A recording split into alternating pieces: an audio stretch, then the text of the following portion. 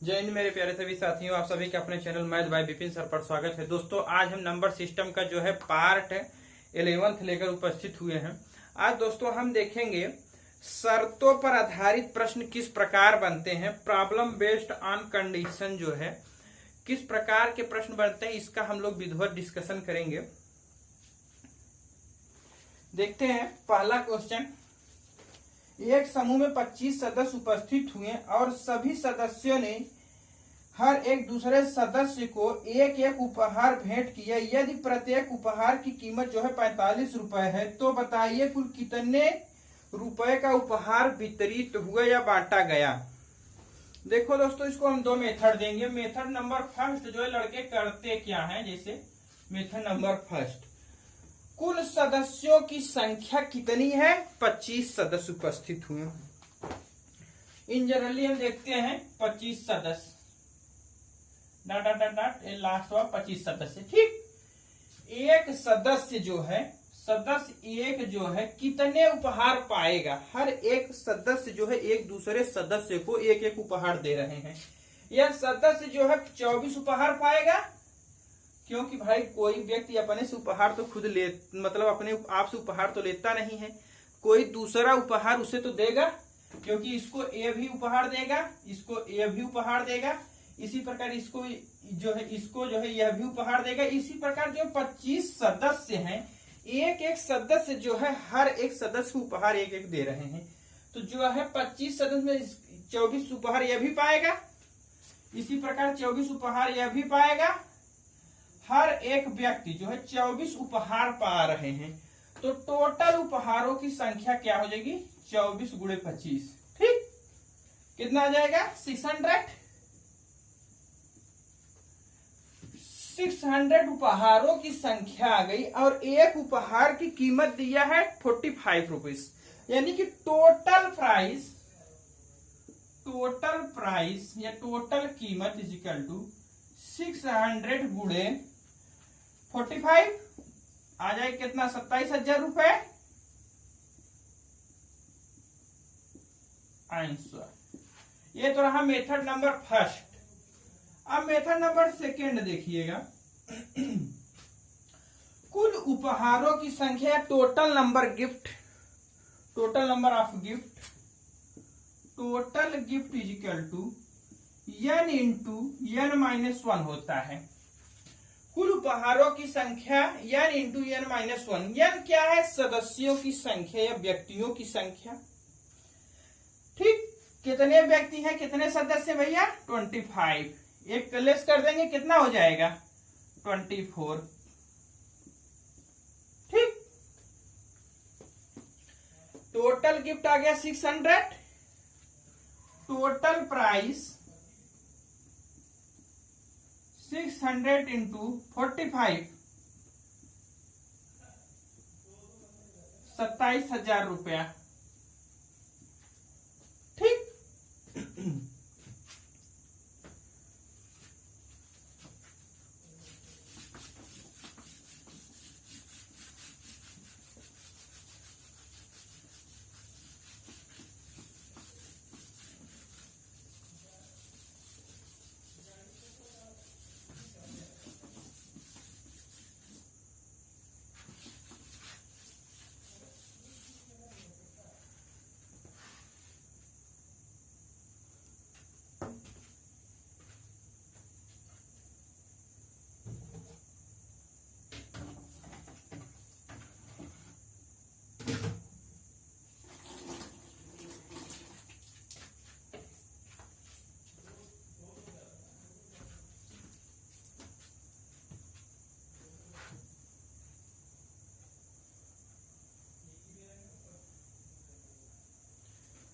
अब question number हम लोग सेकेंड देखेंगे, पढ़िएगा। एक समूह में 12 सदस्य उपस्थित हुए और सभी सदस्यों ने हर एक दूसरे सदस्य से एक एक बार हाथ मिलाया। तो बताइए कुल कितनी बार हाथ मिलाया गया। कुल जो है कितनी बार हाथ मिलाया गया। दोस्तों, इसको देखो, एकदम सिंपल मेथड दे रहे हैं। मिलाया गया हाथों की संख्या, कितनी बार हाथ मिलाया गया या हाथ मिलाने पर हाथ मिलाने पर होता है दोस्तों n इंटू n-1/2। इसका प्रयोग हम कब करेंगे? इस फार्मूले का प्रयोग दोस्तों जब दो मिलकर एक बन रहा हो तो हमेशा इस फार्मूले का प्रयोग करें। इसे हम याद करने का ट्रिक थोड़ा सा बता रहे हैं। n इंटू n-1/2 का प्रयोग हम कब करेंगे? जब दो मिलकर एक बन रहा हो, यानी कि जब दो व्यक्ति मिलेंगे, एक हाथ इधर से एक हाथ इधर से आएगा, इसे जब मिलाएंगे तो एक बार हाथ मिलाया जा रहा है दो लोगों से, ठीक। इसी प्रकार जब क्रिकेट से संबंधित प्रश्न हो तो जब दो टीमें मिलेंगी तो एक मैच ही खेला जा सकता है। कोई टीम स्वयं तो अपने आप से मैच खेलेगी नहीं, कोई दो देश की टीम या कोई दो टीम अलग अलग मिलेंगी तो जब एक मैच खेला जाएगा तो दो मिलके एक बन रहा है, तो हमेशा इस ट्रिक का उपयोग कीजिएगा, ठीक। इसी प्रकार और हम आपको भी बताएंगे ऐसे।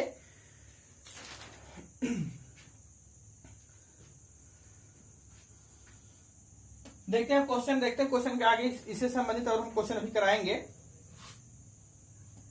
समूह में कितने सदस्य थे? 12 मिलाए गए, हाथों की संख्या पूछ रहा है। 12 1 लेस कर देंगे 11/2 6, यानी कि 66 बार हाथ मिलाया गया। कितनी बार हाथ मिलाया गया भैया? 66 बार जो है हाथ मिलाया गया।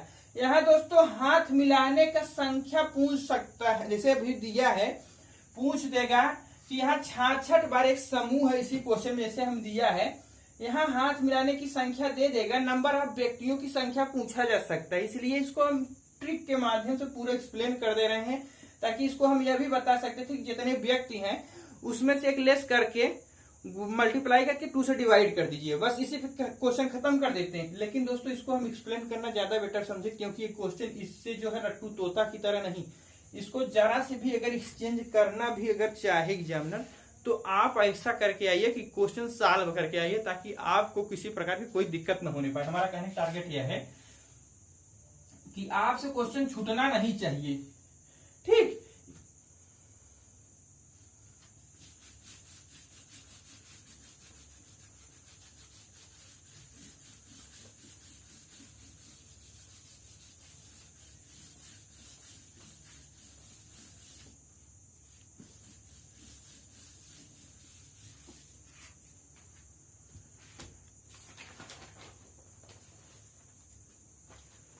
देखिए नेक्स्ट क्वेश्चन। चार जो है सरल रेखाएं हैं जो कि एक दूसरे को अधिकतम कितने बिंदुओं में प्रतिच्छेद कर सकती हैं। 4 सरल रेखाएं हैं जो एक दूसरे को अधिकतम कितने बिंदुओं में प्रतिच्छेद कर सकती हैं, या कितने बिंदुओं पर प्रतिच्छेद कर सकती हैं, इंटरसेक्ट कर सकती हैं, या कट कर सकती हैं। कहने का मतलब यह है दोस्तों, जब दो लाइन मिलेंगी तो जो आपस में कट करेंगी तो दो लाइन मिलकर एक ही पॉइंट पर तो कट करेंगे भैया। कोई लाइन यह है, कोई लाइन यह है, ठीक। जब ये कट कर रही हैं तो दो लाइन मिली, ये जब दो लाइन मिलकर एक पॉइंट जनरेट कर रही हैं, ठीक।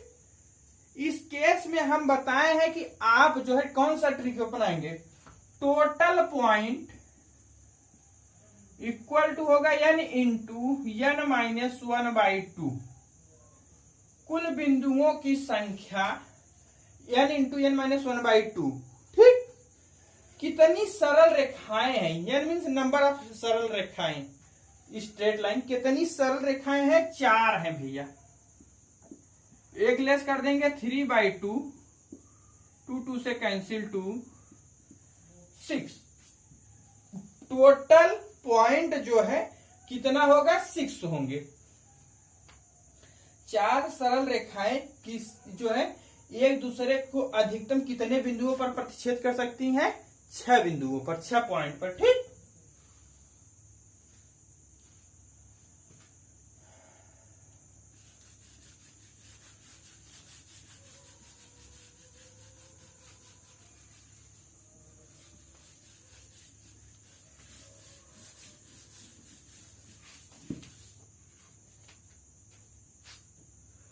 अब इसी से संबंधित एक क्वेश्चन हम लोग और कर लेते हैं।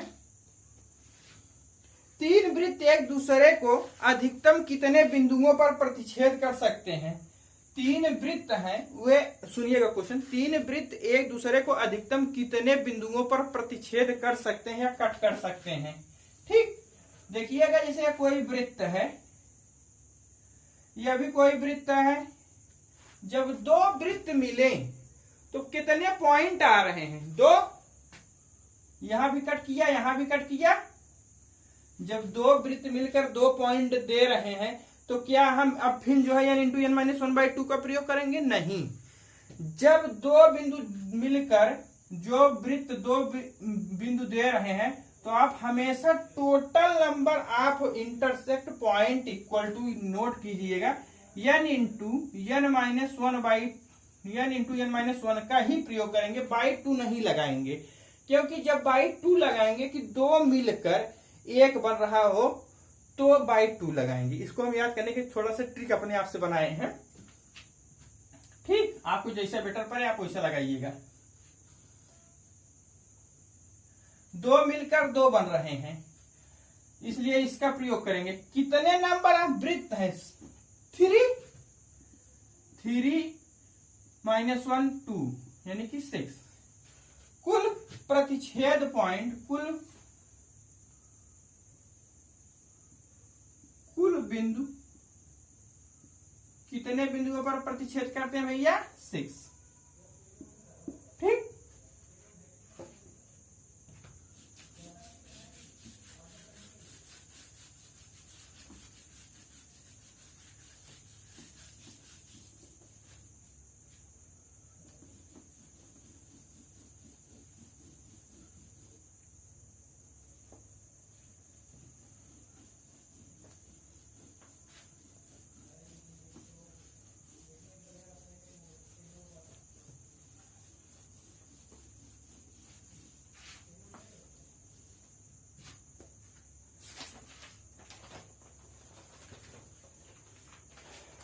एक क्वेश्चन ध्यान दीजिएगा, सुनिएगा कायदे से। एक विद्यार्थी ने रेलवे भर्ती बोर्ड की 5 परीक्षाओं को दिया, कुल कितने तरीके से उसके परिणाम घोषित हो सकता है, कुल कितने तरीके से उसके परिणाम जो है घोषित हो सकता है। कोई विद्यार्थी है, रेलवे का परीक्षा हो रहा, क्वेश्चन सुनिएगा ध्यान से, इसको हम दिखाएंगे नहीं स्क्रीन पर। कोई विद्यार्थी है, रेलवे की परीक्षा हुई, 5 परीक्षाएं देता है, उसके जो परिणाम जो है, रिजल्ट कह लीजिए, कितने तरीके से घोषित किया जा सकता है यह पूछा जा रहा है। एक परीक्षा की अधिकतम पॉसिबिलिटी क्या हो सकती है, कोई परीक्षा अगर हम दिए या आप दिए, उसमें अधिकतम पॉसिबिलिटी क्या हो सकती है, या तो फेल होंगे या तो पास होंगे, यही ना, और कोई पॉसिबिलिटी तो बन नहीं रही है। कुल तरीकों की संख्या या कुल परिणामों की संख्या आप नोट कीजिएगा, कुल तरीकों की संख्या या कुल परिणामों की संख्या,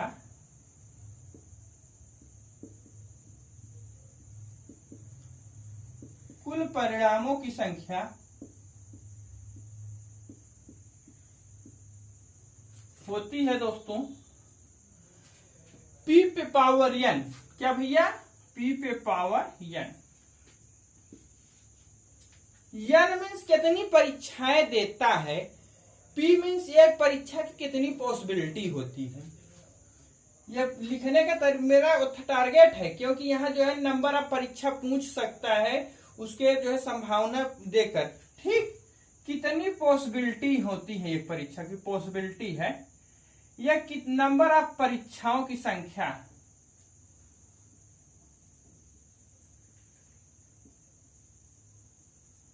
परीक्षाओं की संख्या। ठीक,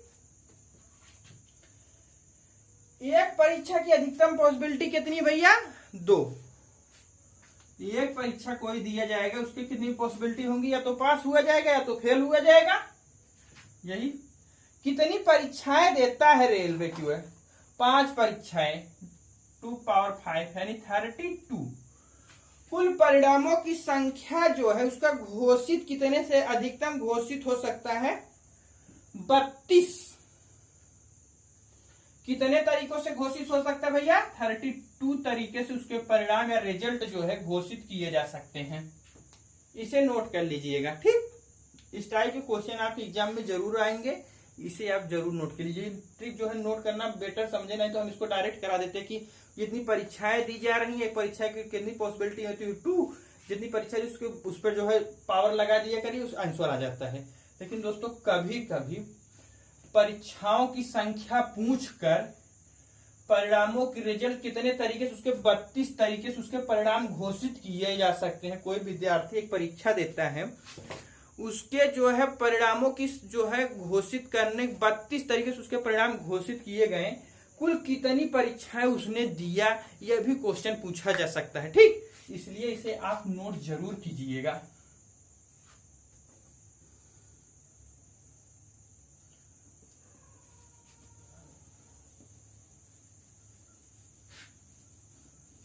अगर दोस्तों अच्छा लग रहा हो तो लाइक जरूर कीजिएगा, शेयर सब्सक्राइब कर लीजिएगा। जो भाई अभी तक हमारा चैनल सब्सक्राइब नहीं किए हैं वे अवश्य ही कर लें। सब्सक्राइब करते वक्त बगल में आ रही बेल आइकन यानी घंटी को दबाना बिल्कुल मत भूलिएगा, ताकि हमारा कोई भी नोटिफिकेशन आप तक आसानी से पहुंच जाए।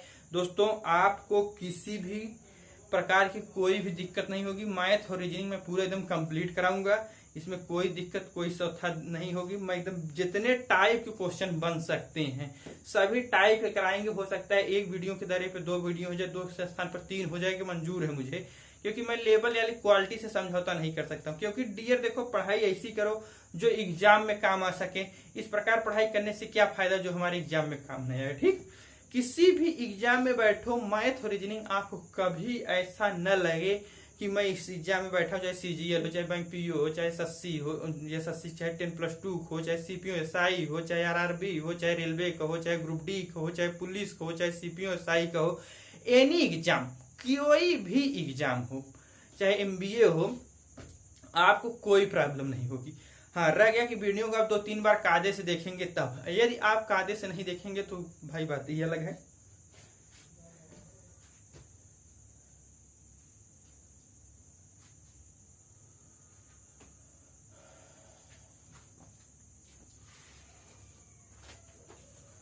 हम नेक्स्ट क्वेश्चन हम लोग देखते हैं, पढ़िएगा।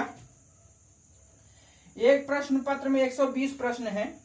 प्रत्येक सही प्रश्न के लिए 4 अंक प्रदान किया जाता है, जबकि प्रत्येक गलत प्रश्न के लिए 1 अंक काट दिया जाता है। एक विद्यार्थी ने सभी प्रश्नों के उत्तर दिए और उसका कुल प्राप्तांक 280 प्राप्त हुआ। तो बताइए विद्यार्थी ने कितने प्रश्नों के सही उत्तर दिया। विद्यार्थी जो है कितने प्रश्नों का सही उत्तर दिया यह पूछा जा रहा है। कुल प्रश्नों की संख्या हम देखते हैं पहले। ठीक, कुल प्रश्नों की संख्या है भैया 120। सही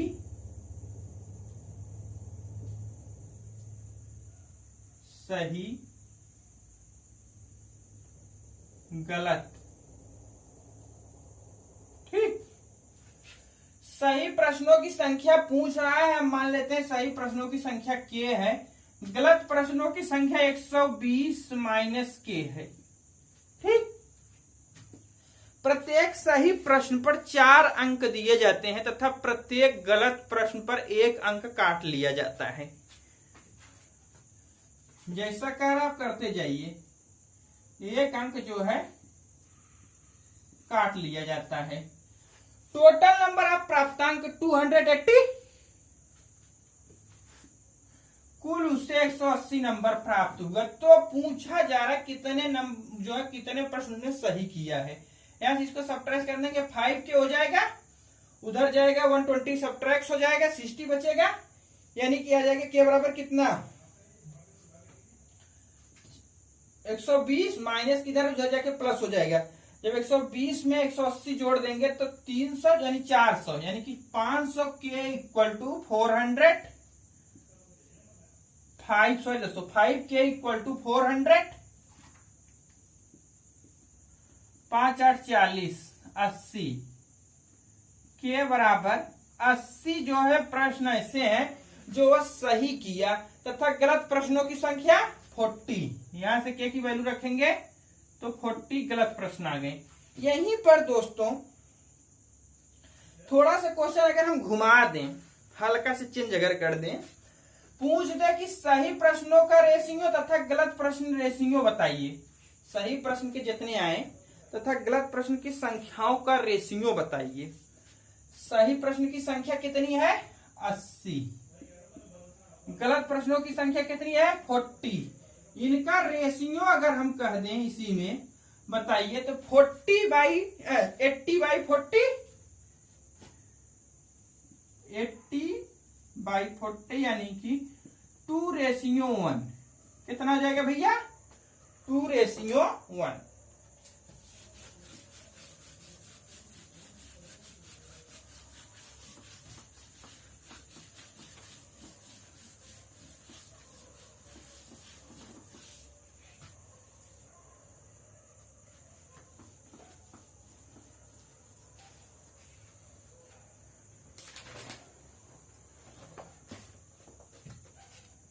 नेक्स्ट क्वेश्चन, एक समूह में कुछ गाय हैं, कुछ मुर्गे हैं, जिनके सिरों की कुल संख्या 120 है तथा पैरों की कुल संख्या 320 है। तो बताइए समूह में कुल कितनी गाय हैं? टोटल नंबर ऑफ गाय कितनी है यह पूछा जा रहा है। ठीक दोस्तों, पहले यह हम जानेंगे मुर्गे जो होते हैं उनके 2 पैर होते हैं। सिर तो भाई चाहे गाय हो चाहे मुर्गे, उनका तो एक ही होगा। ऐसी बात नहीं है कि गाय का 2 सिर हो जाएगा मुर्गे के 4 सिर हो जाएगा, नहीं ऐसी तो होती ही नहीं बात है। हाँ, गाय का भी एक ही सिर होता है, मुर्गे का भी एक ही सिर होता है, लेकिन पैर इनके डिफरेंट होते हैं। गाय के नंबर ऑफ पैर 4 होते हैं, जो मुर्गे हैं उनके कितने पैर होते हैं? 2 पैर होते हैं। ठीक, एकदम इजी। कुल सिरों की संख्या देख लेते हैं, 120। कुल सिरों की संख्या 120 दिया, यानी कि टोटल गाय तथा मुर्गों की संख्या कितनी हो गई भैया? 120। ठीक, क्योंकि एक ही सिर तो होगा चाहे गाय हो चाहे मुर्गा। कुल गाय तथा मुर्गों की संख्या हो गई 120। यदि हम गाय की संख्या पूछा जा रहा है, गाय की संख्या को मान लेते हैं कितना है भैया? के। तो तब मुर्गों की संख्या, मुर्गों की संख्या कितना हो जाएगी? 120 में से के सब्ट्रैक्ट कर देंगे। ठीक, 120 माइनस के मुर्गों की संख्या आ गई। अब पूछा जा रहा है कि कितनी गाय हैं। गाय का पैर 4 होता है, मुर्गों का पैर 2 होता है। कुल पैरों की संख्या दिया है 320 है। ठीक, कुल पैरों की संख्या निकाल लेते हैं। 4 पैर गाय के, 2 पैर मुर्गे के, जोड़ देंगे इक्वल हो जाएगा 320 के। यहां से आ जाएगा 2 के, 240 सब्ट्रैक्ट कर देंगे। 320 में से 240 घटा देंगे तो कितना हो जाएगा? 80 के, सॉरी 80 2 के, यानी कि 80 2 के बराबर 80, यानी कि के बराबर कितना हो जाएगा? 40। यानी गायों की संख्या जो है कितना है भैया? 40। मुर्गों की संख्या कितनी हो गई? यहाँ के की वैल्यू रखिए 80। रेशियो इसी में पूछते कि गाय रेशियो मुर्गे तथा गाय तथा रेशियो बताइए, गाय तथा मुर्गों के जो संख्या उसका अनुपात बताइए, रेशियो बताइए। तो क्या हो जाएगा यहीं पर? रेशियो गाय तथा मुर्गों की संख्या का रेशियो जो है 4:80 हो जाएगा, यानी कि 1:2। यहीं पर पूछते रिवर्स कर देता है, मुर्गों तथा गाय का रेशियो बताइए, तो 80/4 कर देते हैं। ठीक,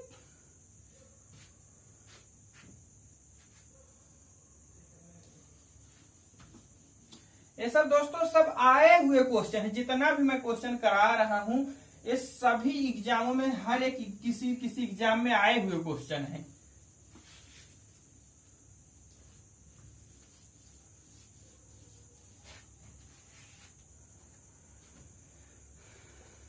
नेक्स्ट क्वेश्चन, एक विद्यार्थी को किसी संख्या में 5/3 का गुणा करने के लिए कहा गया, किंतु वह 3/5 का गुणा कर देता है, जिससे उसका सही उत्तर जो है 64 कम प्राप्त होता है। वह संख्या बताइए जिसमें गुणा करने के लिए कहा गया हो। वह संख्या बताइए जिसमें गुणा करने के लिए कहा गया हो। ठीक, मान लेते हैं भैया वो हमारी संख्या जो है कितना है, n है। ठीक, यदि संख्या n है, सही संख्या क्या हो गई, सही गलत। सही संख्या में गुणा करने के लिए क्या ना किया गया, 5/3 क्या। जब 5/3 का गुणा करने के लिए कहा गया तो सही है, लेकिन वह गलती कर कितना देता है, 3/5 का गुणा कर देता है, रिवर्स कर दिया, उल्टा 3/5 का गुणा कर दिया n में। ठीक, अब कहता है जो सही है, गलत जो है उससे जो है, गलत जो है इसका कितना 64 कम प्राप्त होता है सही से। यानी कि जो सही है या कितना अधिक है, इससे 64 अधिक है। यानी कि 5n/3 minus 3n/5 equal to हो जाएगा 64। ठीक, 5 देंगे 15, 3 50 25 3 त्रिका 9, यानी कि 16 ना, 16n/15 इक्वल टू 64। 16 चौका 64, 4 15 चौका 60, n बराबर 60 आ जाएगा। कितना जाएगा भैया, 60। सही यानी कि n के स्थान पर 60 रखेंगे, यहां से आ जाएगा 20, 20 पंजे 100। ठीक, सही संख्या जो है क्या हो जाएगी, 100।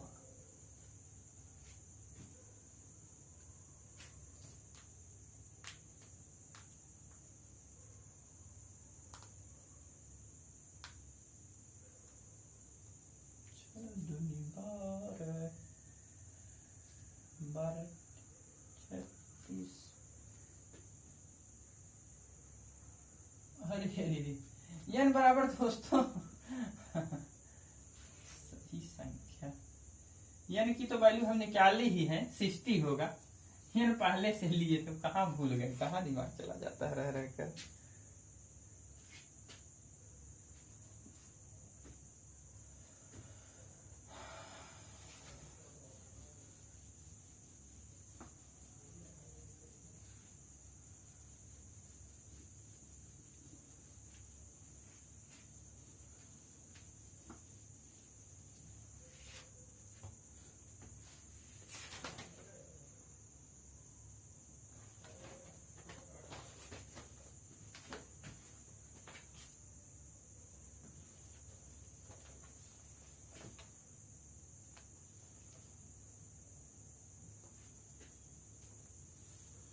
नेक्स्ट क्वेश्चन हम लोग देखते हैं अब,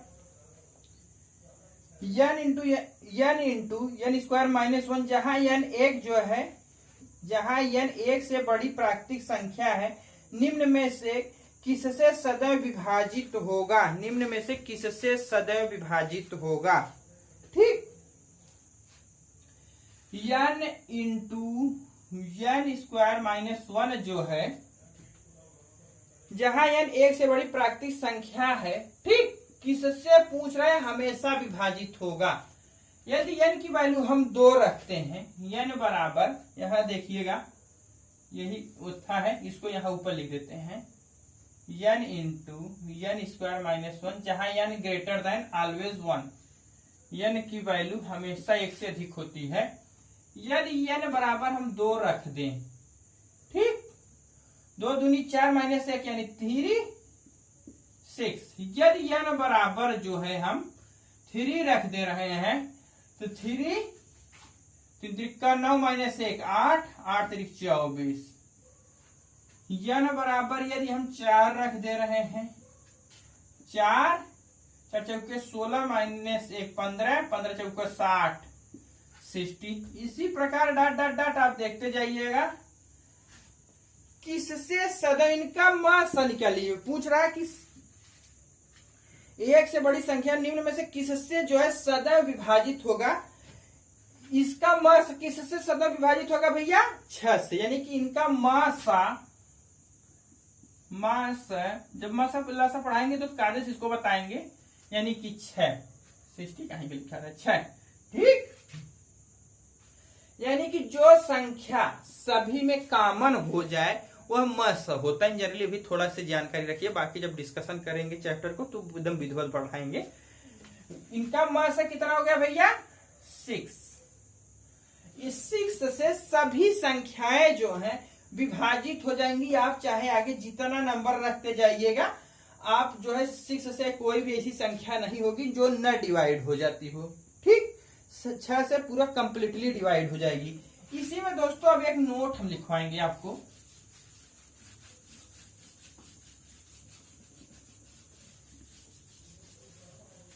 एक नोट अब लिखिएगा, पूछेगा एग्जाम में पूछेगा 3 क्रमागत प्राकृतिक संख्याओं का गुणनफल जो है सदैव किससे विभाजित हो जाता है? लिखिएगा 3 क्रमागत प्राकृतिक संख्याओं का गुणनफल सदैव किससे विभाजित होता है? किससे विभाजित होता है? लिखेंगे उत्तर में भैया 6 से। नोट लिख लीजिएगा, उसमें पूछ देगा कि 3 क्रमागत प्राकृतिक संख्याएं हैं, सदैव किससे विभाजित होगा। ऑप्शन दे देगा, उसमें 4-5 दे देगा, 2 है, 4 है, 5 है, 6 है। तो 6 वाला ही ऑप्शन आप लोग लगाइएगा, ठीक। दोस्तों आज हम यहीं पर अपना क्लास स्टॉप रखते हैं, फिर नेक्स्ट टर्न पर आएंगे। अभी जो है नंबर सिस्टम का एक क्लास और हो सकता होगा, क्योंकि अभी जो है कुछ चीजें बाकी है बताना, उसको हम बता के तब नंबर सिस्टम का जो क्लास खत्म करेंगे। अगर अच्छा लगा हो दोस्तों तो लाइक कीजिएगा, शेयर कीजिएगा, सब्सक्राइब जरूर कीजिएगा। सब्सक्राइब करते वक्त तो बगल में आ रही घंटी यानी बेल आइकन को दबाना बिल्कुल मत भूलिएगा हमारा, ताकि कोई भी नोटिफिकेशन आप तक बहुत आसानी से पहुंच जाए। दोस्तों हम आपको पूरा कंप्लीट कराएंगे। अगर अच्छा लगा हुआ तो लाइक शेयर सब्सक्राइब जरूर कीजिएगा। Thanks for watching.